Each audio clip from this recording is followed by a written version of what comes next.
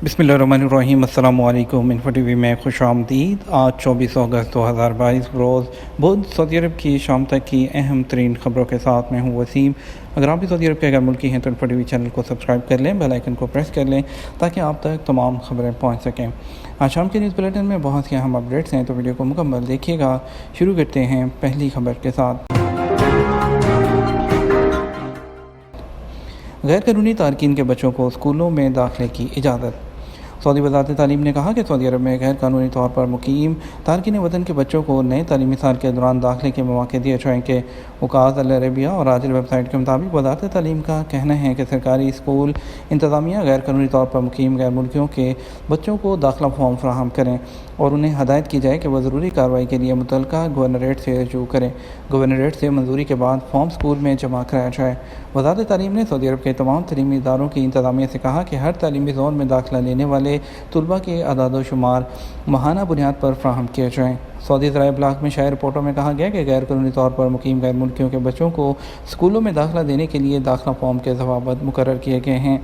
Form में तालिब इल्म और उसके वालिदैन के क्वाइट दर्ज करना होंगे। पासपोर्ट या इकामा या विज़िट वीज़ा या बयानिए के मुताबिक मालूमात दर्ज की जाएंगी। मुस्तकिल रहाइश का पता, राब्ते के लिए मतलूबा मालूमात भी दर्ज करना होगी। इसके अलावा बच्चे के सरपरस्त को ये इकरारनामा भी जमा कराना होगा कि उसके पास कानूनी इकामा नहीं है और वो तालीमी साल के दौरान अपने क़याम को कानून में दायरे में लाने के लिए ज़रूरी शनाख्ती डॉक्यूमेंट हासिल कर लेगा। किंग फहद पुल के ज़रिए बहरीन जाने के लिए नई अपडेट। किंग फहद के पुल की इंतज़ामिया ने सऊदी अरब से बहरीन जाने से मुतल्लिक सफरी कार्रवाई की अपडेट्स जारी की हैं।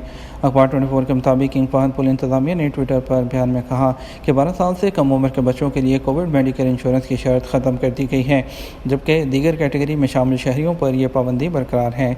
किंग फहद इंतज़ामिया का कहना है कि 12 से 16 साल तक उम्र के वही लोग किंग फहद पुल के रास्ते सऊदी अरब से बहरीन जा सकते हैं जो कोरोना वैक्सीन की 2 डोज लिए हुए होंगे, जबकि 16 साल से ज़्यादा उम्र के लोगों के लिए वैक्सीन की 3 खुराकें ज़रूरी हैं। वैक्सीन की तीसरी डोज़ के हवाले से वजाहत की गई है कि दूसरी खुराक के लिए उन्हें 8 माह गुजर चुके हों। तीसरी खुराक सफ़र के लिए ज़रूरी होगी, उसके बगैर उन्हें बहरीन जाने की इजाज़त नहीं होगी। सऊदी अरब में एक कमर्शियल CR पर मुख्तलिफ तजारती सरगर्मियों की इजाज़त। सऊदी अरब की वज़ारत तजारत ने तस्दीक की है कि हर सरगर्मी के लिए अलहदा रजिस्ट्रेशन के बजाय एक कमर्शियल पर ही रजिस्ट्रेशन पर मुख्तलिफ तजारती सरगर्मियों की इजाज़त है। ये वजाहत 2 मुख्तलिफ सरगर्मियों को एक CR में ज़म करने के इम्कान के बारे में एक शख्स की जानिब से पूछे गए सवाल के बाद सामने आई। सिर्फ 180 सेकंड के अंदर तजारती रजिस्ट्रेशन का इजरा, तजदीद और तरमीम भी की जा सकती है। सऊदी गज़ट के मुताबिक कमर्शियल रिकॉर्ड के मालिकान के लिए एक रजिस्ट्रेशन में ही मुख्तलिफ तजारती सरगर्मियाँ शामिल करना चाहते हैं। उनके लिए ज़रूरी है कि वो अपने उसी इलाके में वाक़ हों जिसका अहाता चैम्बर ऑफ कॉमर्स में बताया गया है। CR के मालिकान के लिए रजिस्ट्रेशन जारी करने के तरीक़ाकार को आसान बनाया गया है। यह उन्हें सिर्फ एक CR में मुख्तलिफ तजारती सरगर्मियाँ शामिल करने के काबिल बनाएगा। तजारती रजिस्ट्रेशन वज़ारत की वेबसाइट के ज़रिए इलेक्ट्रॉनिक तौर पर जारी कराई जा सकती है। गवर्नर तबूक ने 359 सऊदी ख़ानदानों को नए घरों की चाबियां हवाले कर दी। गवर्नर तबूक शहज़ादा फ़हद बिन सुल्तान बिन अब्दुल अज़ीज़ ने एक तकरीब में बतौर मेहमान ख़ुसूसी शिरकत की, जिसमें अमलूज गवर्नरेट के 359 ख़ानदानों के नए घरों की चाबियां दी गईं। अरब न्यूज़ के मुताबिक शहज़ादा फ़हद बिन सुल्तान बिन अब्दुल अज़ीज़ ने इस मौका पर गवर्नरेट के एक नई मरकज़ी पार्क का भी इफ्तिताह किया। सऊदी वज़ीर बराए म्यूनसिपल, देही अमूर और हाउसिंग माजिद अल हकील ने तकरीब से बात करते हुए कहा कि तबूक के मुख्तलिफ शोबों में खैराती और तरक्याती मनसूबों का एक सिलसिला हासिल किया है, जिसमें म्यूनसिपलिटी और हाउसिंग से मुतल्लिक शोबे, खिदमात, मुफ्त ज़मीन के मनसूबे और तामीरात शामिल हैं। उन्होंने कहा इन मनसूबों में से एक तबूक एक हाउसिंग प्रोजेक्ट है जिसमें 901 रेजिडेंशियल विलाज और मुतअद्दिद सरकारी और सरमायाकारी की सहूलतें शामिल हैं। नए घर 245 मुरबा मीटर के विलाज भी उसका हिस्सा हैं और वो उसका रकबा 8 लाख मुरबा मीटर से ज़ायद की ज़मीन पर मुहित है।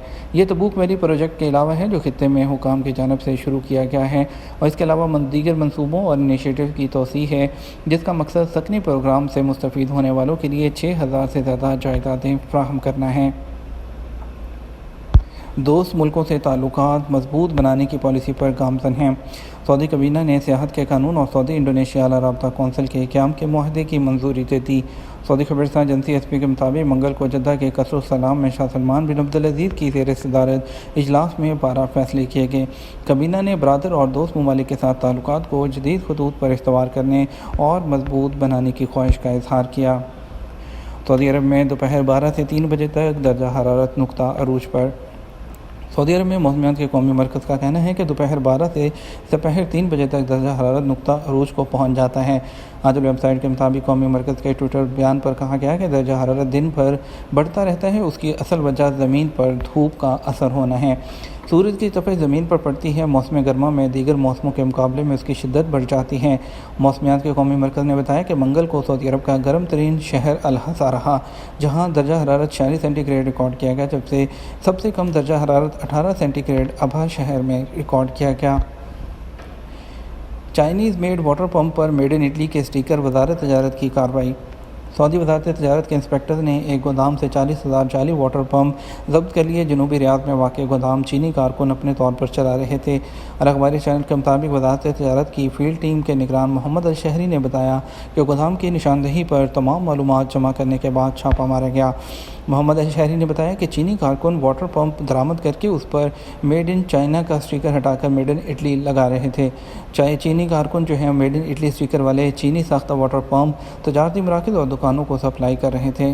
عام طور پر آبادی میں واقع دکاندار واٹر پمپ آسانی سے فروخت کر دیتے ہیں۔ مقامی شہری اور مقیم غیر ملکی اپنی رہائش کے قریب واقع تجارتی مراکز سے اعتبار کی بنیاد پر اشیاء خرید لیتے ہیں۔ اوورسیز پاکستانیوں کو ٹیکس فائلر بننے سے کیا فائدے ملیں گے؟ پاکستان کی حکومت نے مقیم پاکستانیوں کو ایکٹیو ٹیکس پیئر لسٹ میں شامل کرنے کا اعلان کرتے ہوئے انہیں تمام سہولتیں دینے کا اعلان کیا ہے جو پاکستان میں ٹیکس فائلرز کو ملتی ہیں۔ قومی بجٹ ہے اس کے اجلاس میں کہا گیا ہے کہ اوورسیز پاکستانی جن کے پاس نائکوپ ہے اور جو پاکستان کے رہائشی نہیں ان کو ایکٹیو ٹیکس پیئر لسٹ میں شامل سمجھیں گے تاکہ جب وہ کوئی پراپرٹی لیتے ہیں تو ان کو زیادہ ٹیکس نہ دینا پڑے بلکہ صرف جتنا ایک ایکٹیو ٹیکس پیئر دیتا ہے اتنا دینا پڑے گا۔ اس حوالے سے federal board of revenue FBR کے ترجمان کا کہنا تھا کہ اس سہولت کا ذکر وزیر خزانہ کی بحث پر جو ان کی تقریر ہے اس میں کیا گیا۔ ان کا کہنا تھا کہ فائلرز کو پاکستان میں جو ٹیکس اور فیسوں کی چھوٹ اور مراعات حاصل ہیں اب وہ بیرون ملک رہنے والے پاکستانیوں کو بھی حاصل ہوں گی، جیسا کہ نئی گاڑی کی رجسٹریشن اور ٹرانسفر فیس میں بڑی کمی ہوگی۔ اسی طرح منافع اور کیش نکالنے پر بینکوں کے ذریعے ٹیکس کٹوتی کی شرح کم ہوگی۔ بیرون ملک مقیم پاکستانیوں کو بھی جائیداد کی خرید و فروخت پر ٹیکس کی کم شرح کی سہولت ملے گی۔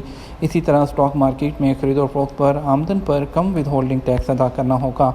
پرائز بانڈ جیتنے کی صورت میں ود ہولڈنگ ٹیکس کی کم شرح ادا کرنا ہوگی۔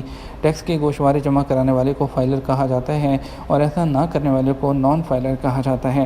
ٹیکس گوشوارہ دراصل ایک فارم ہے جس میں ٹیکس کی اپنی سالانہ آمدنی، اپنے ایکسپنسز کی ڈیٹیل بتاتا ہے، جس سے ٹیکس اکٹھا کرنے والا ادارہ اس شخص پر لگنے والے ٹیکس کا اندازہ لگاتا ہے۔ پاکستان میں ٹیکس سے متعلق قوانین کے تحت ہر ٹیکس دینے والے پر مالی سال کے خاتمے پر FBR کے پاس اس سال کے دوران اپنے پے کردہ یعنی کہ ادا کردہ ٹیکس گوشوارے جمع کرانا لازمی ہوتا ہے۔ اس حوالے سے واضح نہیں کہ بیرون ملک پاکستانیوں کو آن لائن گوشوارے جمع کرانے کی سہولت دی جائے گی یا پھر ان کے نائکوپ کے مطابق ان کا نام آٹومیٹک فائلر لسٹ میں شامل کیا جائے گا۔ اس حوالے سے جو فائنانس بل ہے آنے والا اس میں صورتحال واضح ہوگی۔ یہ تھا ہمارا اب تک کا نیوز بلیٹن۔ مزید خبروں کے لیے آپ ہمارا رات 12 بجے کا نیوز بلیٹن دیکھیے گا۔ ہمیں اجازت دیجیے۔ السلام علیکم۔